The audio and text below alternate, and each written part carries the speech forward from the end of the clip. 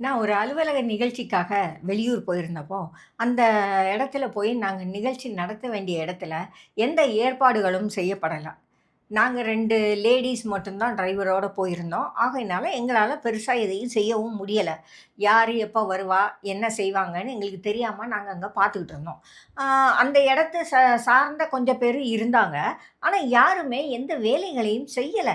அவங்க எல்லாம் எங்கள திரும்பி பார்க்குறாங்க. நாங்க அவங்கள பார்க்குறோம். பார்த்துட்டு பேசாம இருக்கோம். இன்னும் 1/2 மணி நேரத்தில நிகழ்ச்சியே துவங்கணும். அப்படி இருக்கும்போது, ஒருத்தர் வந்து பைக்ல இறங்குனாரு. வயசானவரு.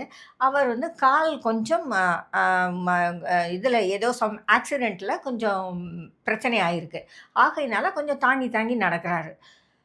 அவர் உள்ள வந்து செருப்ப கழட்டிட்டு வந்தவரு நேரா பார்த்துட்டு, "என்ன இன்னும் ஒண்ணுமே செய்யாம இருக்கு. அப்புறம் அவங்க எப்படி மீட்டிங் நடத்துவாங்க?" அப்படின்னு சொன்னாரு. சொல்லிட்டு போய் கிடுகிடுகிடுன்னு ஏதேதோ வேலைய செய்ய ஆரம்பிச்சுட்டாரு. அப்ப எங்களுக்கெல்லாம் ரொம்ப கஷ்டமாயிடுச்சு. என்ன வயசான மனுஷன் கால்ல கொஞ்சம் பிரச்சனையும் இருக்கு. இவர் போய் எல்லா வேலையும் செய்றாரு. எல்லாரும் சும்மா இருக்காங்களே அப்படின்னு சொல்லி நாங்க திரும்பி பார்க்குறோம். அங்க உட்கார்ந்திருந்தவங்கள்ல ஒவ்வொருத்தரா எந்திரிச்சு வந்து அவர் கூட சேர்ந்து வேலை செய்ய ஆரம்பிச்சாங்க. அப்போ நான் யோசிச்சேன்.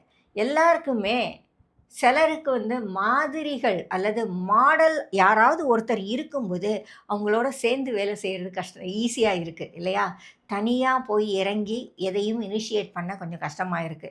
அப்போ மனசுல தைரியம் இருக்கிறவங்க அல்லது உடம்புல பலம் இருக்கிறவங்க, இத நம்மளால செய்ய முடியும்னு நெனைக்கிற யாராவது ஒரு மாடல் முதல்ல இறங்குனாங்கன்னா, அந்த இடத்துல நெறைய விஷயங்கள் நடக்குது.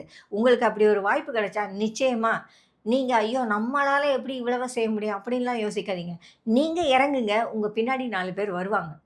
அவங்களால முதல்ல இறங்குற அளவுக்கு அவங்களுக்கு தைரியம் இல்லாம இருக்கலாம். பலம் இல்லைங்கிற அவநம்பிக்கை இருக்கலாம் இல்லையா? பெரும்பாலும் இந்த நம்பிக்கைகள் எல்லாமே நம்ம மனசு சார்ந்தது தான். உடல் சார்ந்தது கிடையாது. ஆகையினால நீங்க முன்னோடியா போனீங்கன்னா, கண்டிப்பா உங்க பின்னாடி உங்களுக்கு உதவி செய்ய இன்னும் 4 பேர் வருவாங்க. ஆகையினால எந்த இடத்துல எந்த வேலை செய்யணும்னாலும், இதை யார் செய்வா? எப்படி செய்வாங்க? அப்படின்னு ஆள தேடிக்கிட்டு இருக்காம, நான் செய்றேன்னு நீங்க இறங்குங்க. கண்டிப்பா உங்க கூட யாராவது 4 பேர் இறங்குவாங்க. அந்த வேலை முடிஞ்சிடும்.